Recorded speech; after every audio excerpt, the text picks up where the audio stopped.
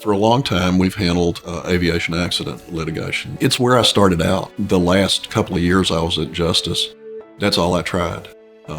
The most serious exposure that the federal government had was in the aviation accident area because of their air traffic control function.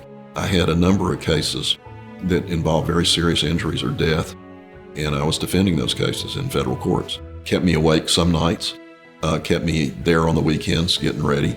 I was trying cases against some of the best lawyers in the country on the other side. I went from one trial to another, and I learned to love the area. I learned the area. I became a pilot myself, and I enjoyed the people and the challenges in that particular area. We've handled probably every major commercial air crash disaster that's occurred in the last 20 years or more in the United States. We've been consulted on cases overseas, like the Malaysia air crash accident that the plane is still in the Indian Ocean. Aviation cases are particularly tragic in a lot of different respects.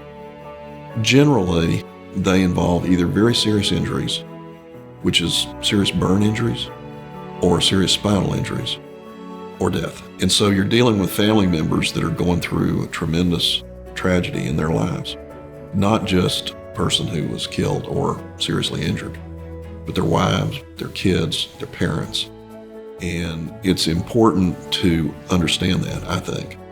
So I try to get to know the client, and a lot of times that involves visits in their homes. Sometimes that's really tough. Law school prepares you to understand the law, but it doesn't necessarily prepare you to sit across the table from somebody who's just had their husband die or has just suffered serious burn injuries. That is a hard part for me. But I think it's important that you relate to the person and you get to know the person, and then you work like the devil to make sure they get justice.